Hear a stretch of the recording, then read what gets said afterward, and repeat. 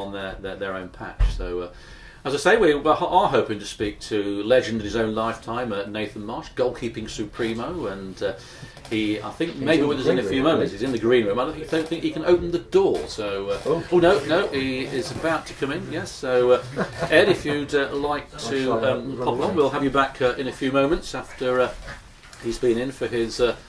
He's taken his shoes. Oh my God! You can only see what I'm seeing. It'll be quite amusing. So there we go. So he's coming in here, everybody. How are you?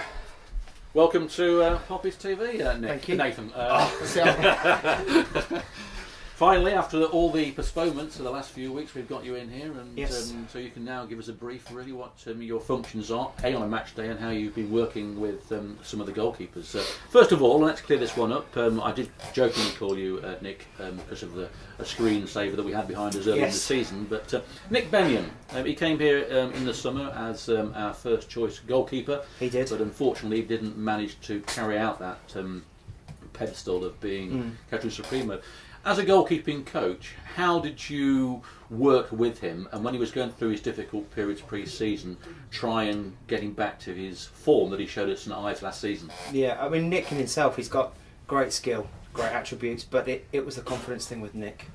I think when we had the away game with Aylesbury or Leighton were away, where the fans kind of got on top of him, it knocked his confidence. And I think that's what we needed to work with Nick. It was more of a confidence booster he needed. He needed the arm around his shoulder, the cuddle, the talking to, the encouragement.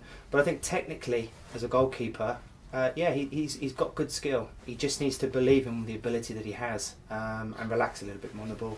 Because when he left Captain, he went to rugby. As we know, rugby now this season are firing up that league right behind us. And then he went to Salby Rangers. And now he's back in this league at Marlow, I believe. He is at Marlow, yeah.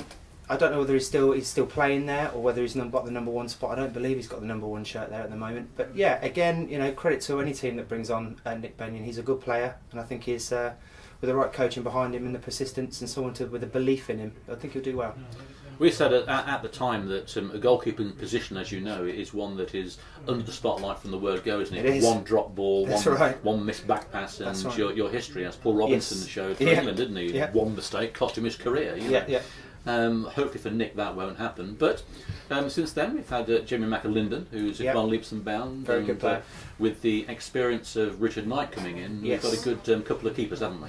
Yeah, I think overall we've got some very good talent in the side. Jamie's a very, very good young player. He needs bringing on a little bit, which me and Knighty are both working on.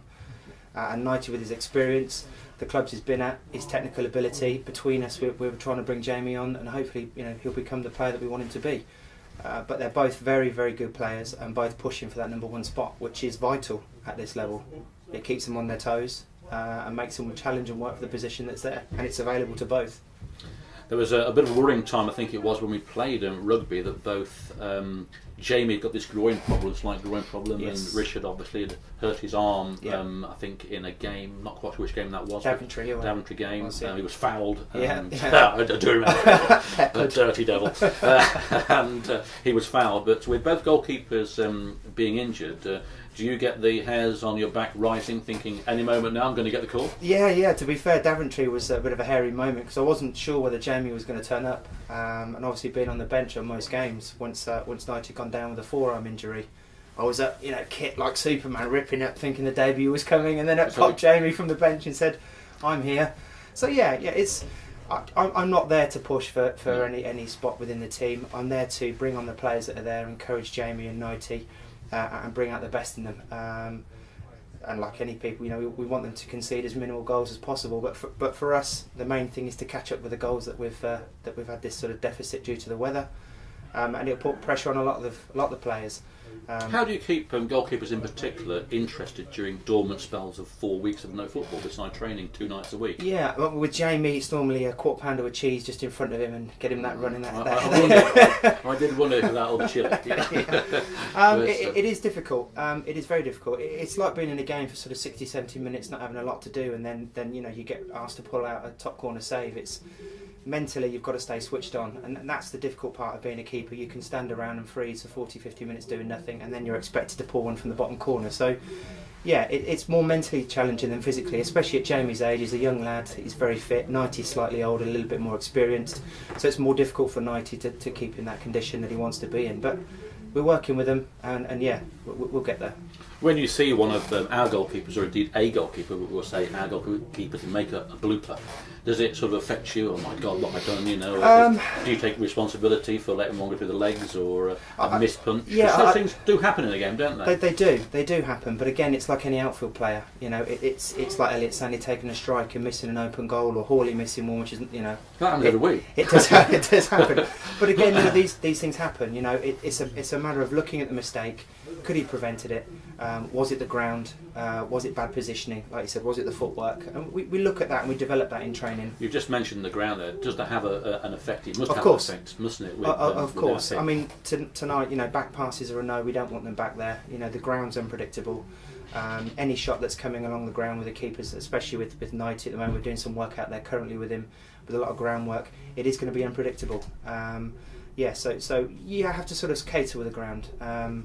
And at the moment, you know, we've had very bad weather, and the ground's, you know, it's not carpet out there.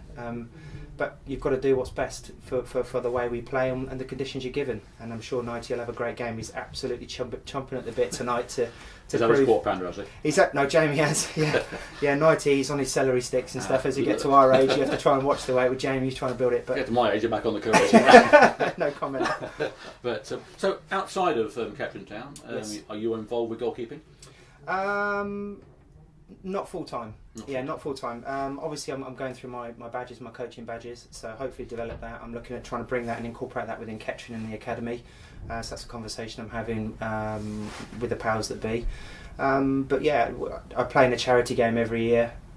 We raise money for FFC, Football for Cancer, where we play ex-pros at Pompey and different games around the country. So that's good. Raise a bit of money. How about your own ex-playing days? God, they're long gone, and many years ago now. Being sort of 40, I've not really played full time for a good sort of 5 years. I do miss it. But like as Nighty, he's coming sort of 36, 37. He also realises it's difficult now to get up every day and do the things that you're required to do as a goalkeeper.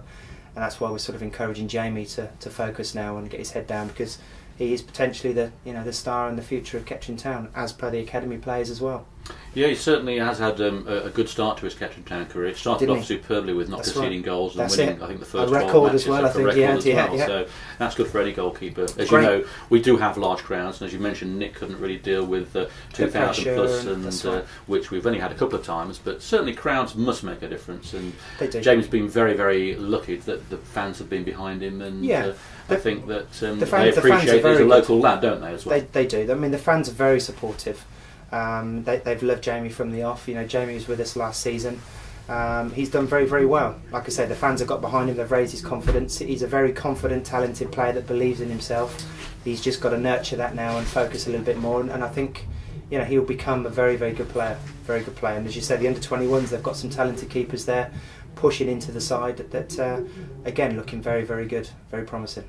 Okay, Nathan, thank you very much for your time. We'll get you back on again at some point in the future when we won the championship. Of course, no worries. Nice to get everybody on there and keep us informed on our goalkeeping talent. And I'm sure with you at the helm there, they're going to be stars in the future. No problem. Nice to meet you again. Cheers. All the best. Thank you. We'll welcome back Ed now before kick-off. I'm not quite sure what time we'll be kicking off. Hopefully 8 o'clock. Have we got any news on that studio? Studio not paying any attention whatsoever, of course. They're kipping there, but there we go. They're not listening to us, but we'll try and bring you estimated